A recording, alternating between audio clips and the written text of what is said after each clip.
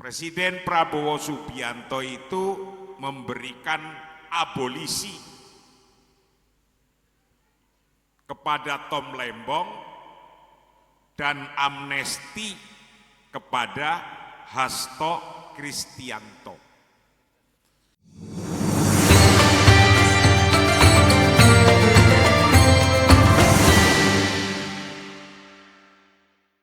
Assalamualaikum warahmatullahi wabarakatuh. Alhamdulillahirabbil alamin. Hari demi hari berjalan, kita ini sudah memasuki waktu yang istimewa. Kalau dalam agama setahun ada 12 bulan. Nah, dalam 12 bulan yang istimewa itu Arba'atun Hurum, 4 bulan yang mulia. Itu kalau setahun, kalau seminggu ada Yaumul Jum'ah, Sayyidul Ayyam. Itu 1 minggu, hari Jumat,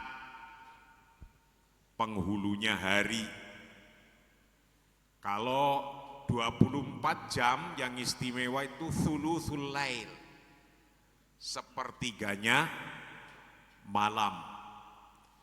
Nah, tapi di Indonesia dari 12 bulan, ada bulan yang istimewa, yaitu bulan kemerdekaan Republik Indonesia tanggal 17 Agustus 1945. Hari yang pada hari-hari yang istimewa ini, pemimpin-pemimpin terdahulu sampai sekarang nyampe Presiden Prabowo Subianto, Gibran, Raka Buming Raka, di dalam bulan Agustus yang istimewa menurut bangsa Indonesia ini, beliau juga melakukan sesuatu yang istimewa. Apa? Pada tanggal 31 Juli 2025 ini menyambut masuk pada bulan Agustus, Prabowo Subianto itu memberikan abolisi kepada Tom Lembong dan amnesti kepada Hasto Kristianto. Abolisi, amnesti. Beda ini, amnesti dan abolisi. Diberikan kepada Tom Lembong yang seorang ahli ekonom, teknokrat, mantan Menteri Perdagangan, dikenal luas, tapi terjerat hukum. Dan hukumnya lagi masih berjalan, setelah diputus masih mengajukan banding. Hukumnya masih berjalan.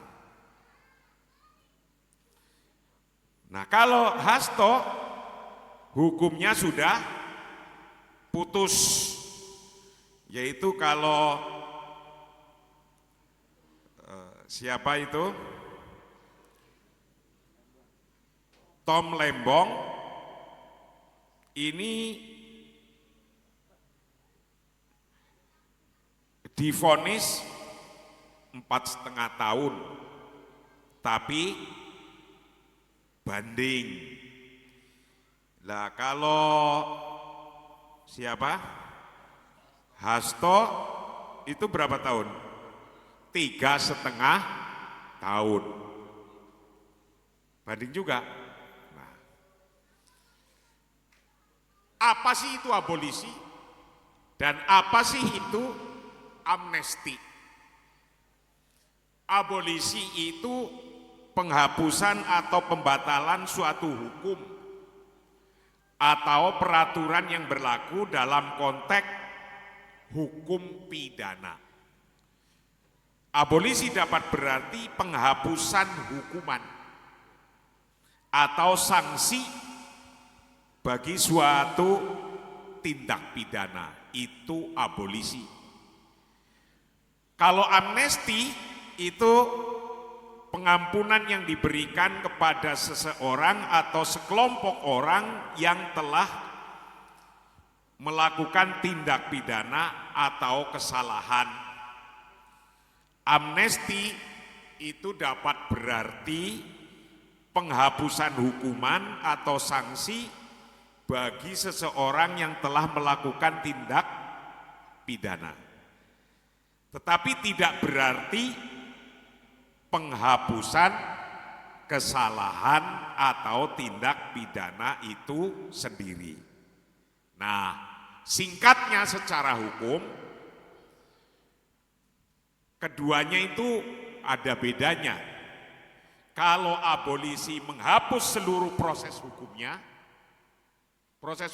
dihapus. Kalau amnesti menghapus hukuman yang sudah diputus, tetapi tidak membatalkan vonis. Vonisnya udah terjadi, hukumannya aja yang nggak dikasih. Nah, dua-duanya ini menurut tulisannya Denny J.A. itu sebuah titik kearifan, sebuah titik kebijaksanaan ketika negara memilih menyembuhkan daripada membuat luka yang terus melebar. Karena ketika dari kelompok X kena hukum, kelompok X itu akan luka. Kalau kelompok B kena hukum, kelompok B juga ikut luka. Lah, tindakan presiden ini adalah untuk meminimalisasi apa?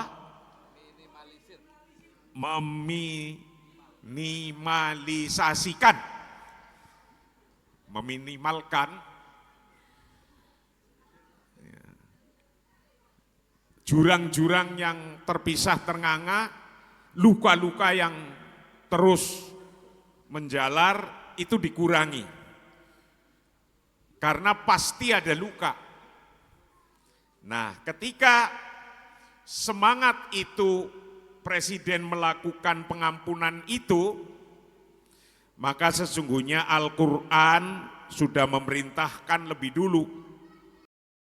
Allah malah lebih dulu menyampaikan, hendaklah mereka saling memaafkan dan berlapang dada. Ala tuhibbuna ayaghfirallaha lakum? Apakah kamu tidak suka membawa bahwa Allah mengampunimu? Nah ini, wallahu ghafurur rahim. Sesungguhnya Allah adalah maha pengampun. Maka sebagai makhluknya harus latihan mampu untuk memberi maaf. Jangan, nggak usah diminta maafnya, tapi semangatnya semangat memberi maaf. Karena sesungguhnya faman afa wa aslaha fa ajruhu 'alallah innahu la yuhibbul dzalimin. Barang siapa yang memaafkan dan berbuat baik, maka pahalanya atas tanggungan Allah. Orang yang mau memaafkan, faman afa wa aslaha, orang yang mau memberi maaf dan mau berbuat baik kepada siapa aja termasuk kepada musuhnya, maka pahalanya atas tanggungan Allah. Pahalanya dari Allah. Itu konsep daripada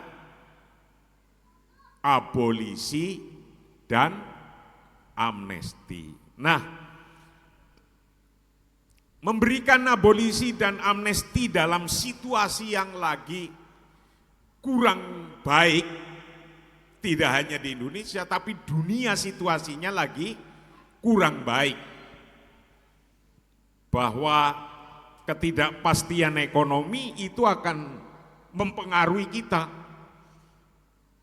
Jadi ketika kita mencari ekonomi hari ini tuh sing tuku ora teko-teko, sing teko ora tuku-tuku. Nah ini betapa sulitnya ini. Apalagi di dunia geopolitik itu lagi krusial.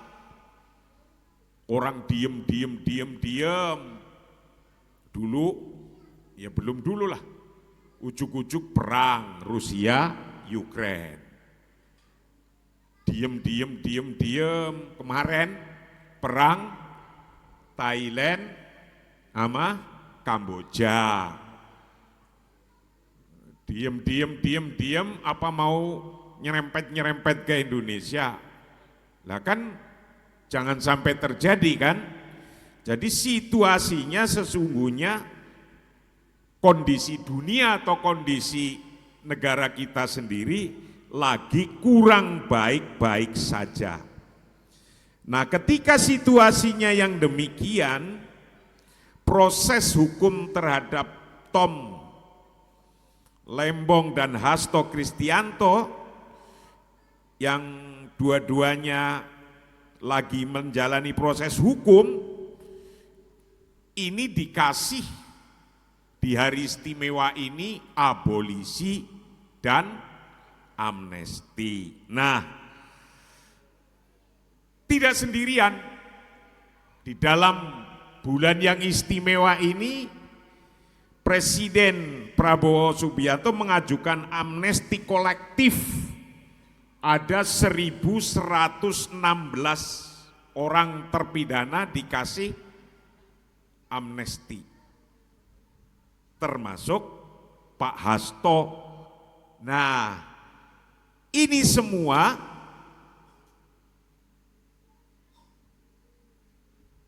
untuk kebaikan bangsa Indonesia. Karena pada dasarnya bangsa Indonesia yang satu, bangsa, tapi beda-beda partainya, beda-beda sukunya, beda-beda agamanya, beda-beda rasnya, beda-beda pulaunya, bahkan bahasanya pun bisa beda-beda. Ini semua agar jangan sampai yang beda-beda ini terus menjadi beda terus. Tapi tidak bisa menyatu, jangan sampai demikian.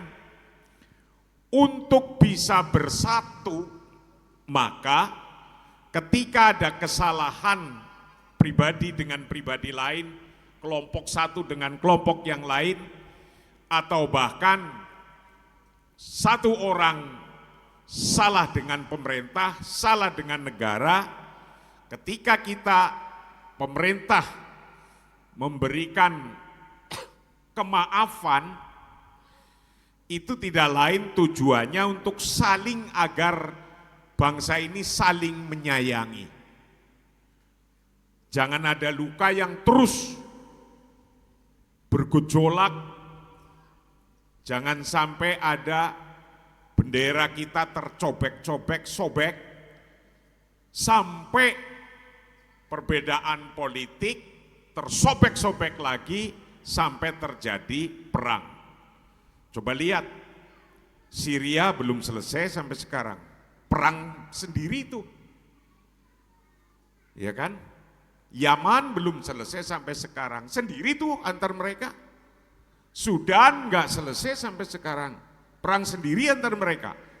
Kita jangan sampai begitu. Coba kalau kita nggak mempunyai sifat sayang, sifat memberi maaf, mudah akan terjadi demikian. Contohnya sudah ada. Dalam konteks agama telah mengajarkan irhamu man fil ardi yarhamukum man fis sama. Nah ini, kasihanilah orang-orang yang di bumi, niscaya Allah akan menyayangi. Kalau kita saling sayang menyayang, kalau salah diingatkan, Kalau masih ada kekurangan, dikasih kritik yang membangun. Karena itu semua sesungguhnya orang tidak akan lepas dari kekurangan, tidak akan lepas dari kesalahan. Yang terpenting ketika salah, mengakui kesalahannya, mengakui kekurangannya. Nah, ketika ada pemerintah presiden yang sudah mengasihkan abolisi, mengasih abolisi itu seperti orang kakinya kena duri atau kecocok paku atau kecocok beling, nancep nih, sudah kecocok kakinya. Lah, abolisi itu mencabutnya, mencabut itu, mencabut durinya, atau mencabut pakunya, atau mencabut belingnya itu, agar jangan sampai menancap. Ya sudah itu, sudah kena hukum gitu loh, sudah ketancep, tapi biar enggak terlalu dalam. Nah, kalau amnesti itu sesungguhnya karena mengasihaninya sebuah pemerintah atau negara kepada mereka atau orang-orang yang telah jatuh. Udah jatuh lah, orang kena hukum kan, namun diberi kesempatan untuk bangkit kembali, mengajak berpikir ke masa depan, tidak harus meratapi ke belakang. Walaupun sejarah kemarin tidak bisa dihapus, tetapi membuka pintu bagi masa depan. Sejarah yang tidak bisa dihapus ke belakang, tapi berpikir membuat sejarah baru yang lebih baik daripada sejarah yang ke belakang. Nah, hal yang demikian sesungguhnya tidak hanya dilakukan oleh Presiden Prabowo, tapi dilakukan oleh Presiden Afrika Selatan misalnya Nelson Mandela dan Desmond Tutu, itu membentuk Trust and Reconciliation Commission, memberi ruang pengakuan dan ampunan demi menutup luka apartheid dulu itu, agar jangan sampai menambah dendamnya antara kulit hitam dan kulit putih waktu itu. Juga di Amerika Serikat, Presiden Gerald Ford memberikan amnesti bagi penolak wajib militer di era perang Vietnam. Orang yang nggak mau ikut perang di Vietnam jatuhi hukuman. Nah, ini tujuannya untuk memberikan langkah damai setelah konflik yang sangat panjang. Nah, di Indonesia sendiri pernah dilakukan oleh Presiden SBY memberikan amnesti kepada kombatan GAM di Aceh pada tahun 2005. Artinya Presiden Prabowo memberikan semacam ini ya enggak satu-satunya lah gitu. Nah, dari sanalah sesungguhnya diharapkan untuk tumbuh sebuah perdamaian, tumbuh sebuah kenyamanan, tumbuh sebuah hidup bersama. Karena teorinya ketika negara aman enak saja, kalau ibaratnya satu keluarga berantem terus, kapan nyambut gawe nih? Sekeluarga berantem aja, bapaknya sama ibunya, ibunya sama anaknya, anaknya sama bapaknya berantem aja, itu baru sekeluarga. Kapan golek duit? Lalu yang nggak berantem saja, golek duit wangel sekarang. Itu yang nggak berantem padahal. Nah, setiap kali pengampunan diberikan, Kadang-kadang ada pertanyaan. Pertanyaannya, apa iya itu yang diharapkan? Apa itu sih sebuah kebijakan yang tepat? Atau itu sesungguhnya hanya sebuah kalkulasi politik biar nanti kepilih lagi? Nah, biar dapat dukungan. Ya, omongan apa saja bisa terjadi lah. Wong kopi saja, nih baru datang kopi ini. Kopi saja ini, ketika satu warna kopi diminum 3 orang, itu beda-beda itu tesnya. Yang satu ngomong top, srek kopinya, cocok. Yang satu ngomong kok nggak ada gulanya ya, pahit sekali ini, atau sejenisnya. Hanya satu kopi saja, komentarnya bisa beda-beda. Itu urusan kopi. Lah ini apalagi urusan negara, urusan politik. Maka ada sebuah kaidah. Kaidahnya bunyinya begini. Al-khata' fil afwi khairun minal khata'i fil uqubah. Ulangi lagi, ini penting. Kaidah ini, al-khata'u fil afwi khairun minal khata'i fil uqubah. Bahwa prinsip, misalnya prinsip bahwa kesalahan dalam memaafkan, ini Presiden Prabowo memberikan abolisi dan amnesti kepada Tom Lembong dan kepada Hasto, kok ternyata ada salahnya. Ada salahnya. Itu masih lebih baik, khairun, daripada memberi hukuman. Ya, daripada salah menghukum. Jadi kesalahan dalam memaafkan itu masih lebih baik daripada kesalahan dalam menghukum. Nah ini, daripada kesalahan menghukum. Jadi ketika presiden melakukan abolisi dan amnesti, itu artinya cocok apa cocok? Ya cocoklah menurut ajaran agama kita. Nah, inilah sesungguhnya upaya untuk menyatukan dan untuk menjahit kembali kalau ada hal-hal yang centang perentang, ada hal-hal yang terkoyak, ada hal-hal yang menjauh biar menjadi dekat. Karena sesungguhnya membangun ini adalah bersama, tidak sendiri-sendiri, bersama. Pembangunan hanya tumbuh jika bangsa ini damai. Kita bisa membangun kalau damai. Kalau nggak damai, wis lah. Oreg aja nggak bisa bangun. Serumah saja kalau berantem saja, yang tadinya mau bangun rumah, nggak jadi itu. Mau bangun rumahnya saja nanti pertentangan lagi. Ini menghadap ke selatan, ini menghadap ke timur, menghadap ke utara. Oh ini harus begini. Wis nggak jadi, malah duit entong wis hilang semua. Karena intinya ketika kita membangun harus dalam keadaan aman, nyaman, enak, kepena. Nah, bahwa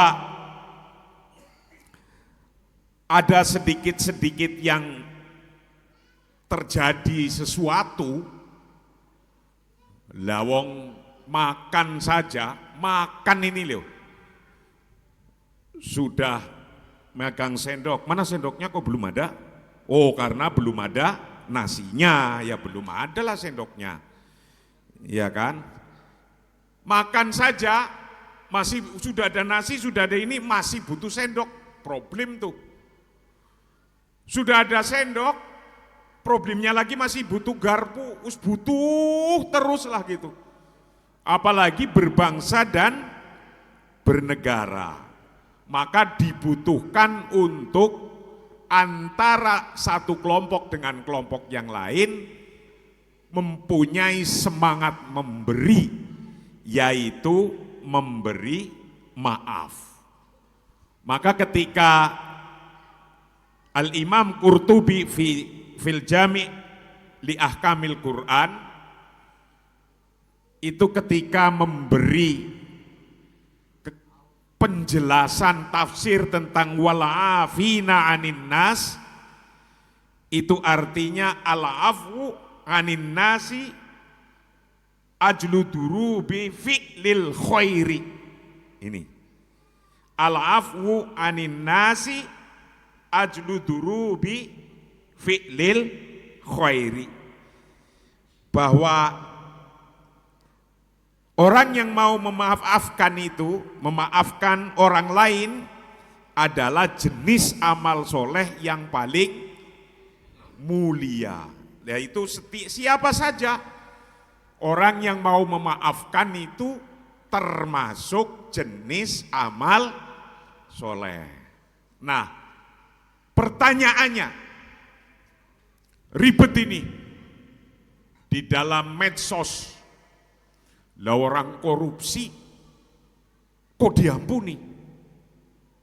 Orang salah kok diampuni? Itu tuh rame nih di medsos, macam-macam tanggapannya. Nah, menanggapi ini itu sesungguhnya seperti cerita rakyat dalam kitab Halfatal Awan. Ceritanya itu, judul ceritanya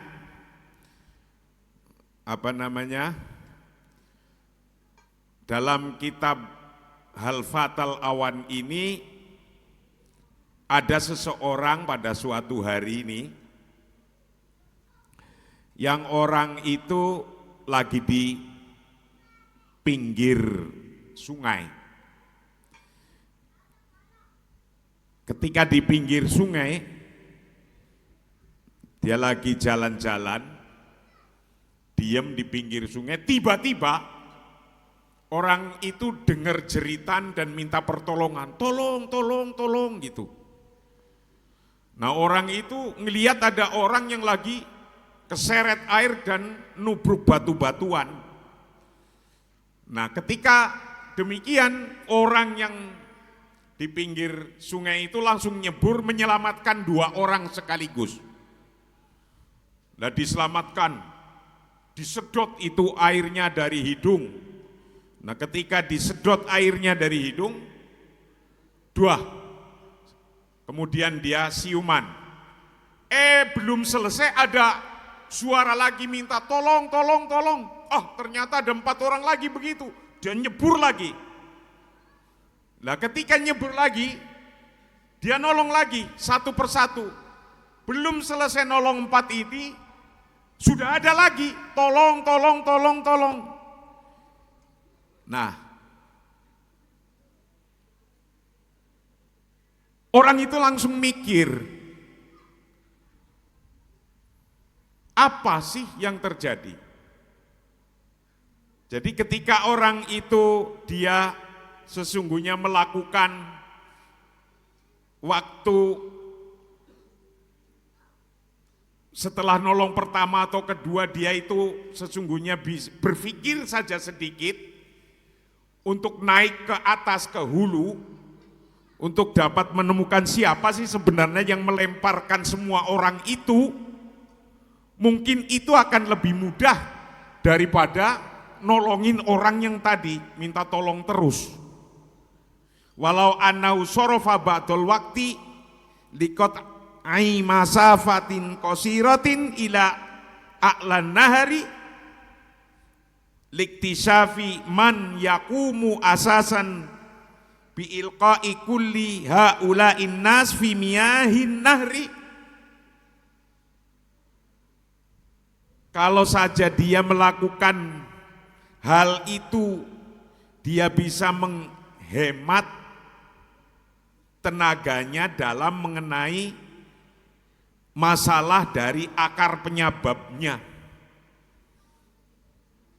Kalau orang itu sesungguhnya tadinya nggak sibuk nolong-nolong orang itu, dia naik ke atas, Dia akan tahu orang yang nyemplungin orang, sehingga bisa ngomongin, jangan dicemplungin, gitulah kira-kira. Nah, dalam konteks ini di medsos, pikirannya kayak gini semua. Seperti cerita ini. Dan nanti kalau ada yang kena hukuman korupsi lagi, tolongin lagi, ampuni lagi, ampuni lagi. Nah, harus berapa itu yang diampuni? Apakah mestinya tidak seperti orang laki-laki itu berpikir sedikit ke atas, ngelihat siapa sih ada orang yang nyemplungin orang ke sungai itu? Nah, saya melihat Presiden Prabowo juga sudah melakukan seperti cerita ini. Menolong-menolong, tapi dia juga melihat apa sih penyebabnya itu nyemplung ke kali. Apa sih penyebabnya itu kena hukum jerat korupsi. Maka beliau menyampaikan begini, yang sudah korupsi segera kembalikan. Yang sudah korupsi segera kembalikan. Kalau nggak mau kembalikan ternyata ketangkep, dimiskinkan, diambil semua. Dihitung berapa dia korupsinya, diambil semua. Nah kan lebih dahsyat itu. Nah intinya bagaimana menyetop itu. Itulah sebuah cerita yang berjudul Thaghrotun min jidaril aqli. Sebuah celah di dinding pikiran. Ada celah. Ketika ribet, ini korupsi enggak selesai-selesai, dihukum masih tetap ada, dihukum masih tetap ada, dihukum masih tetap ada. Di dalam pikiran seorang pemimpin harus muncul taghrotun fi jidaril aqli, sebuah celah di dinding pikiran. Lau annahu fa'ala dzalik lastata'a ayyuafiro juhdahu limu'alajatil muskilah minas sabab badalan minan natijah. Nah ini, kalau saja dia melakukan itu, dia bisa menghemat tenaganya dalam menangani masalah dari akar penyebabnya dan bukan dari akibat yang ditimbulkannya. Nah, penyebabnya korupsi itu apa? Itulah yang harus dihilangkan. Maka upaya Presiden Prabowo ini macam-macam. Jadi ingin juga melakukan dari sebabnya, minas sabab badalan minan natijah, itu dilakukan sungguh-sungguh. Maka yang korupsi kembalikan. Karena ternyata ketika cuma dihukum enggak selesai-selesai juga. Nah ini lagi mencoba cari terobosan baru untuk bagaimana presiden itu yang hari ini lagi mengalami defisit anggaran, maka butuh yang dikorupsi-korupsi itu dikembalikan. Itulah intinya ketika kita melakukan apa saja, bahwa kebijakan yang terbaik adalah kebijakan yang baik pada situasinya. Nah karena situasinya lagi begini, APBN-nya juga defisit, maka presiden menginginkan yang pada korupsi kembalikan saja. Itulah kira-kira momen hari ini untuk menghadapi bulan istimewa, bulan Agustus. Wallahu a'lam bishawab, wallahul muwaffiq ila aqwamit thoriq. Assalamualaikum warahmatullahi wabarakatuh.